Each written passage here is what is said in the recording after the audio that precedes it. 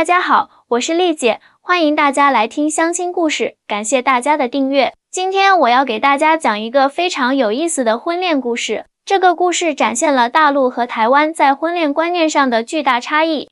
我从事婚恋服务这么多年，见过太多奇葩的相亲案例，但是今天这个故事真的让我大开眼界。故事的女主角叫小芳，是一个来自湖北农村的姑娘，今年25岁，长得那叫一个水灵。第一次见到她的时候，我就被她那双清澈的大眼睛和楚楚动人的气质所吸引。天生丽质的她，皮肤白皙，五官精致，走在大街上绝对是回头率100%的那种美女。但是人生从来不会因为你长得漂亮就对你格外照顾。小芳的童年可以说是一部凄惨的生存史。她的父亲是个赌徒，常年在外欠下巨额赌债，母亲受不了这样的生活，在小芳10岁那年选择了改嫁。最可怕的是，为了还债，她的父亲竟然把她当成童工对外警号34，租界34，让年幼的她去帮别人家干活赚钱。那时候我每天天不亮就要起床去给人家放牛，放学后还要去地里干活，晚上回到家还要给那些讨债的人端茶倒水。小芳对我说这些往事的时候，眼里满是泪光，但语气却异常平静，仿佛在讲述别人的故事。就这样，小芳在艰难的环境中长大了。初中毕业后，她就不读书了，独自一人来到了武汉打工。凭借着自己的美貌和灵活的头脑，她很快就在夜场找到了一份陪酒的工作。虽然这份工作在很多人眼里并不光彩，但对于小芳来说，这是她能找到的最快速赚钱的方式。丽姐，你可能不知道，我刚来武汉那会儿，晚上睡公园的长椅，白天在快餐店打工，一个月挣不到2000块钱，根本不够生活。后来一个姐妹介绍我去夜场陪酒，一晚上就能赚几百甚至上千，我当时就觉得这简直是天上掉馅饼啊！现在的小芳住在城中村的一间群租房里，和另外3个女孩共享一个不到50平米的空间。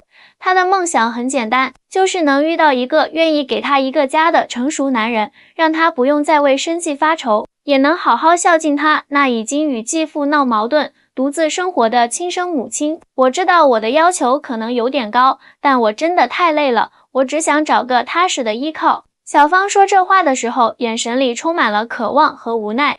作为红娘，我见过太多像小芳这样的女孩子，她们从农村来到大城市，怀揣着改变命运的梦想，却在现实的打击下逐渐变得现实和功利。她们把婚姻看作是一种经济契约，是摆脱贫困的跳板。在他们眼中，爱情固然重要，但物质基础更是不可或缺。而这次，通过我的牵线，小芳有机会认识了一位来自台湾的男士阿伟。阿伟今年35岁，是一家科技公司的高管。因为公司业务扩展到大陆，所以常年在武汉工作生活。他身高180厘米，体型偏瘦，戴着一副金丝边眼镜，整个人给人一种儒雅知性的感觉。丽姐，我在台湾有自己的房子和车子，事业也算稳定，唯一欠缺的就是一个能理解我、陪伴我的伴侣。阿伟在找我做婚恋咨询时这样告诉我，他离过1次婚，前妻是台湾人，因为性格不合，最终选择了分开。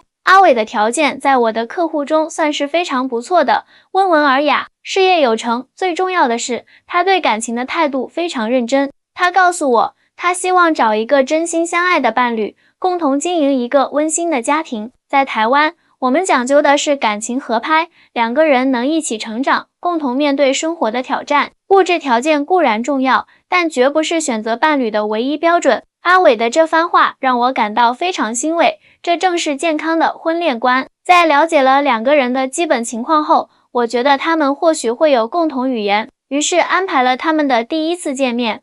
见面的地点选在了武汉江滩附近的一家咖啡厅。那天下着小雨，我提前半小时到达现场，确保一切安排妥当。阿伟比约定时间提早了10分钟到达，而小芳则准时出现。当小芳走进咖啡厅的那一刻，我明显看到阿伟的眼神亮了一下。确实，小芳今天的装扮格外精心，一袭白色连衣裙，长发披肩，淡淡的妆容更衬托出她那份天生的清纯气质。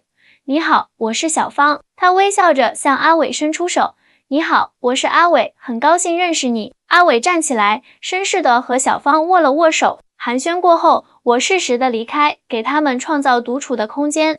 但临走前，我特意坐在不远处的角落，观察他们的互动。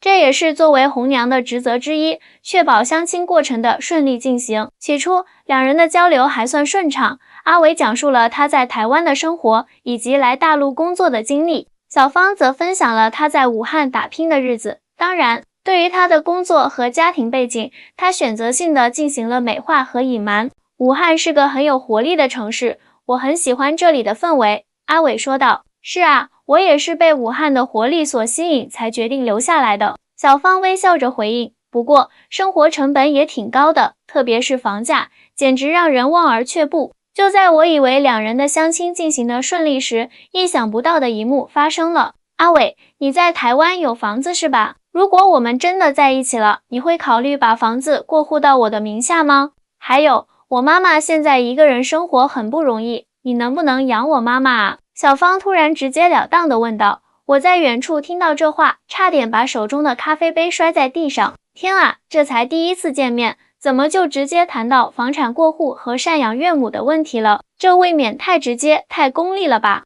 阿伟明显被这突如其来的问题震惊到了，他的表情从惊讶迅速转变为尴尬，然后是明显的不悦。小芳，我想你可能误会了什么，我们今天只是第一次见面，相互了解一下。至于房产过户和赡养家人，这些都是婚后才会考虑的事情。而且在台湾，我们并不习惯把房子直接过户给女方。阿伟尽量保持礼貌，但语气中已经带着明显的疏离。什么？不过户给我，那我嫁给你有什么保障啊？小芳显得有些激动。现在结婚不都这样吗？男方要给女方一个保障，万一以后我们感情不和，我要怎么办？阿伟苦笑了一下，在台湾，我们不会把婚姻看作是一场交易，两个人在一起是因为彼此相爱，共同经营生活。如果把房子过户作为结婚的条件，那这不就是变相的买卖关系吗？什么买卖关系？我只是想要一个保障而已。小芳有些生气地说道，你们台湾人是不是都这么小气？听说台湾很穷，但没想到观念这么落后。我听到这里，立刻意识到情况不妙，赶紧走过去打圆场，但为时已晚，阿伟的脸色已经变得非常难看。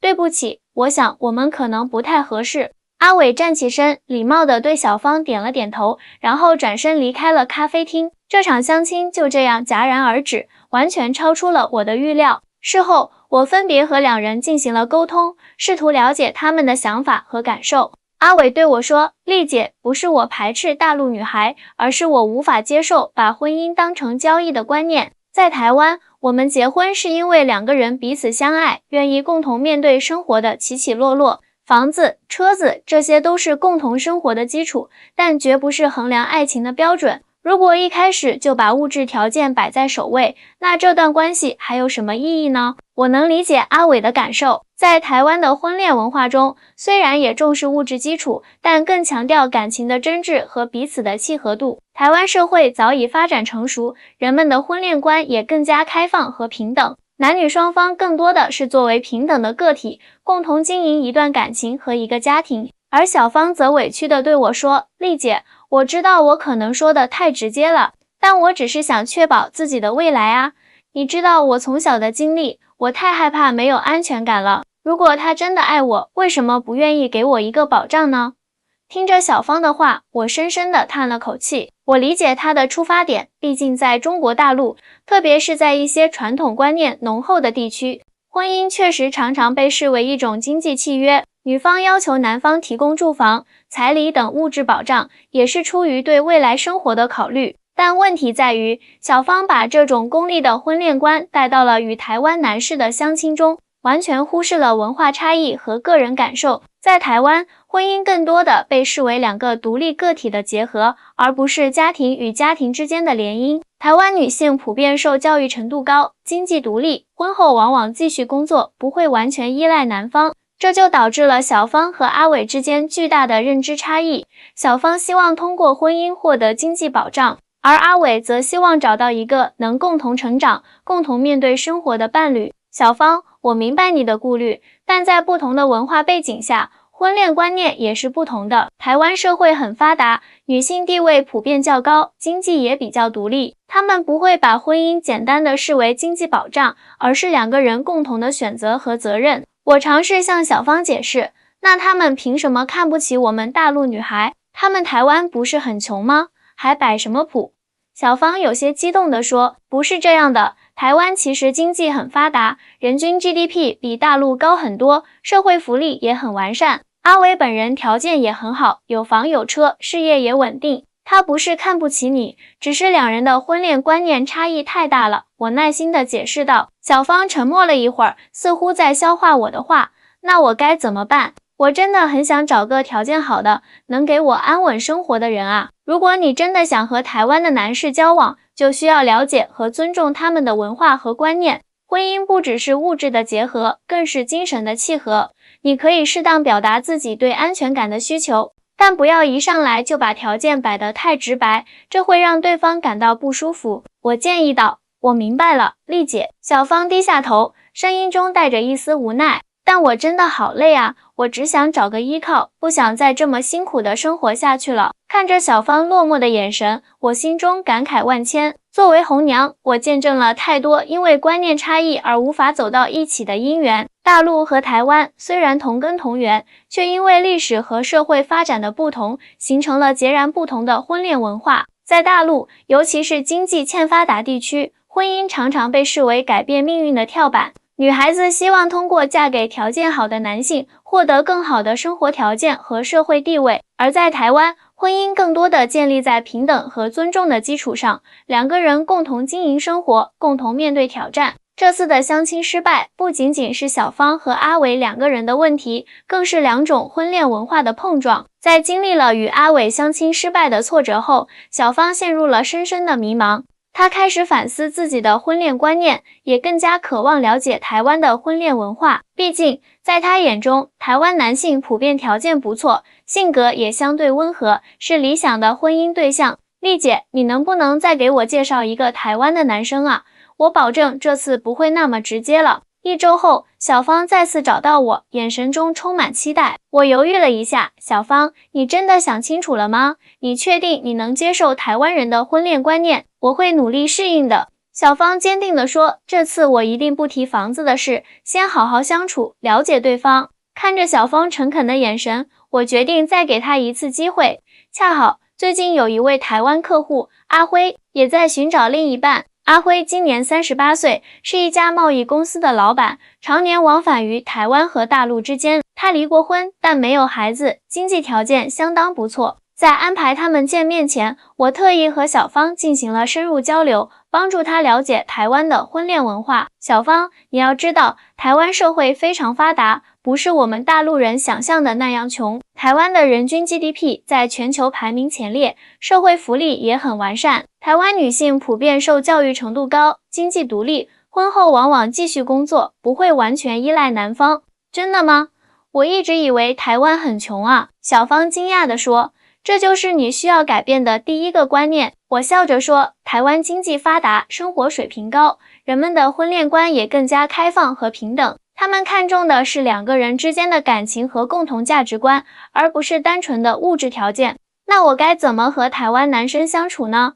小芳认真地问道。首先，不要一上来就谈条件，这会让对方感觉你只是把婚姻当成交易。其次，展现你的真实一面，包括你的兴趣爱好、价值观等，让对方了解真实的你。最后，尊重对方的文化和观念，不要强加自己的想法。小芳认真地点了点头，我明白了，丽姐，这次我会好好表现的。就这样，我安排了小芳和阿辉的见面。这次的地点选在了一家日料店，环境雅致，适合深入交流。见面当天，小芳的表现确实比上次好多了。她穿着得体，言谈举止也更加得体。一开始，两人聊了各自的工作和生活，气氛相当融洽。阿辉，听说你经常往返台湾和大陆，感觉两边有什么不同吗？小芳主动问道。确实有很多不同，阿辉微笑着回答。台湾的生活节奏可能没有大陆这么快，人们更注重生活质量，而大陆则充满活力和机遇，发展速度惊人，两边各有特色，我都很喜欢。那你更喜欢台湾女生还是大陆女生呢？小芳好奇地问。阿辉笑了笑，我觉得无论是台湾还是大陆，都有很多优秀的女性，关键是两个人能否相互理解、相互包容、共同成长。小芳点了点头，似乎被阿辉的话触动了。你说的对，其实我一直希望能找到一个真正理解我、接纳我的人。随后，小芳鼓起勇气，向阿辉讲述了自己的成长经历和现状，没有任何隐瞒和美化。她提到了自己在夜场工作的经历，也坦诚了自己对安稳生活的渴望。我知道我的过去可能不够光彩，但我真的很想改变现状，过上正常的生活。小芳说这话时，眼眶微微发红。阿辉静静地听完，表情始终很平静。小芳，谢谢你的信任和坦诚。每个人都有自己的过去，重要的是你如何看待它，以及你想成为什么样的人。听到阿辉的回应，小芳眼中闪烁着泪光。你不会嫌弃我吗？为什么要嫌弃？你的经历只能证明你是个坚强的女孩。阿辉温和地说，在台湾，我们更看重一个人的品质和价值观，而不是他的出身和过去。这次相亲进行的出乎意料的顺利。后来，小芳告诉我，她感觉自己仿佛被阿辉的真诚和包容所打动，第一次感受到了被尊重和理解的感觉。在接下来的几周里，阿辉和小芳开始了正式的交往。阿辉每次来武汉都会约小芳见面，他们一起逛街、看电影、品尝美食，就像普通的情侣一样。阿辉从来不介意小芳的工作背景，还鼓励她考虑转行或者学习新技能。你有没有想过做点别的工作？有一次，阿辉问小芳，我其实一直想学美容或者美发，但是没有时间和资金去培训。小芳有些羞涩地说，那太好了，我可以帮你联系一些台湾的美容培训机构，他们在大陆也有分校。如果你真的感兴趣，可以去试试。阿辉鼓励道。在阿辉的支持下，小芳辞去了夜场的工作，开始在一家美容学校学习。她努力学习各种技能，希望能成为一名专业的美容师。这期间，阿辉不仅支付了她的学费，还经常给她精神上的鼓励。你知道吗？在台湾，很多女性都有自己的事业和追求。我前妻就是一名服装设计师，工作非常出色。阿辉曾这样告诉小芳，我相信你也可以找到自己的方向，成为一个独立自信的女性。小芳被阿辉的话深深触动了，她开始意识到，婚姻不仅仅是一种经济依靠，更是两个人共同成长、共同面对生活的过程。她开始改变自己的婚恋观念，不再把物质条件作为衡量标准，而是更加注重两人之间的感情和相互理解。然而，就在他们交往3个月左右，小芳的母亲突然生病住院了。医生诊断为急性胆囊炎，需要进行手术治疗，医药费加上手术费，总共需要近5万元。得知这个消息，小芳几乎崩溃了。她的积蓄很少，根本无法负担这笔费用。无奈之下，她只能向阿辉求助。阿辉，我妈妈生病了，需要手术，我真的没办法了，能不能借我一些钱？小芳哭着对阿辉说。阿辉二话不说，立刻转了5万元给小芳。别担心，先把手术做了，钱的事情不要有负担。小芳感动的不知道说什么好，我一定会还你的，不用着急，你现在的重点是照顾好阿姨，其他的事情慢慢来。阿辉安慰道。手术很成功，小芳的母亲渐渐康复。在住院期间，阿辉还特意从台湾带来了一些补品和水果前来探望。小芳的母亲对阿辉的印象非常好，一直夸他是个有责任心的好男人。小芳啊，这个阿辉真不错，比那些大陆的小伙子靠谱多了。母亲对小芳说，虽然他是台湾人，但是人家有素质，有担当，你要好好珍惜啊。小芳点了点头，心中充满了感激和爱意。她深深地意识到，阿辉给她的不仅仅是物质上的帮助，更是尊重和理解。他从来不把他的过去当成负担，而是鼓励他勇敢面对未来。随着交往的深入，阿辉向小芳提出了结婚的想法。小芳，我们在一起已经半年了，我觉得我们很合适，你愿意嫁给我吗？小芳惊喜地点了点头，但随即又犹豫了。阿辉，你真的不介意我的过去吗？还有，我妈妈现在一个人生活，我很担心她。你的过去造就了今天的你，我爱的是现在的你，也愿意和你一起面对未来。至于阿姨，我们可以接她来和我们一起住，或者安排他住在附近，这都不是问题。阿辉温柔地说。听到这些，小芳热泪盈眶。她终于明白，真正的爱情不是建立在物质条件和利益交换的基础上，而是相互理解、相互支持和共同成长。婚礼定在了次年春天，阿辉希望能在台湾举行一个简单而温馨的仪式。为此，他帮小芳办理了去台湾的各种手续，还带她提前去台湾熟悉环境和见见她的家人朋友。在台湾的日子里，小芳见识到了完全不同的生活方式和文化氛围。台北的街道整洁有序，人们彬彬有礼，生活节奏舒适而不紧张。阿辉的家人也都很热情地欢迎他，没有丝毫的歧视和排斥。我一直以为台湾很穷，没想到这里的生活水平这么高。小芳惊讶地对阿辉说。阿辉笑了笑，这就是为什么我一直说要亲眼看看、亲身体验，才能真正了解一个地方。台湾虽然面积不大，但经济发达，社会福利也很完善。在台湾期间，小芳还认识了阿辉的几位朋友，其中有2对夫妻，也是一方来自大陆，一方是台湾人。通过与他们的交流，小芳更加深入地了解了台湾的婚恋文化和家庭观念。在台湾，夫妻双方一般都会工作，共同分担家庭责任。房子、车子这些物质条件虽然重要，但更重要的是2个人能否和谐相处，共同经营生活。阿辉的一位朋友这样告诉小芳，这些经历和见闻让小芳对台湾有了全新的认识，也让她更加坚定了要和阿辉共度一生的决心。他开始学习台湾的生活方式和价值观，努力融入这个全新的环境。婚礼如期举行，简单而温馨。来自两岸的亲友共同见证了这对跨越文化差异的新人的幸福时刻。婚后，小芳和阿辉暂时住在台北，小芳的母亲也在他们的照顾下搬到了台北郊区的一处小公寓，生活得十分舒适。小芳顺利完成了美容师的培训，并在台北开了一家小小的美容工作室，生意渐渐有了起色。她不再依赖阿辉，而是自食其力，实现了经济上的独立。丽姐，我现在终于明白了，真正的幸福不是依赖别人，而是自己掌握命运。有一次，小芳回大陆探亲时，特意来看我，向我分享她的新生活。阿辉给了我很多支持和鼓励，但最重要的是，他让我相信自己也可以有出息，有自己的事业和价值。现在我们是真正平等的伴侣，共同经营我们的家庭和事业。看着小芳脸上洋溢的幸福笑容，我感到由衷的欣慰。从当初那个只想通过婚姻获得物质保障的女孩，到现在这个独立自信的女性，小芳的转变令人欣喜。这个故事告诉我们，婚恋观念的差异不仅存在于个体之间，更存在于不同的文化和社会背景之间。大陆女孩寻求房产过户、养我母亲的婚姻保障，在某种程度上反映了她们的生存焦虑和安全感缺失。而台湾男性强调感情基础和共同成长的婚恋观，则源于台湾社会更为平等和发达的经济文化环境。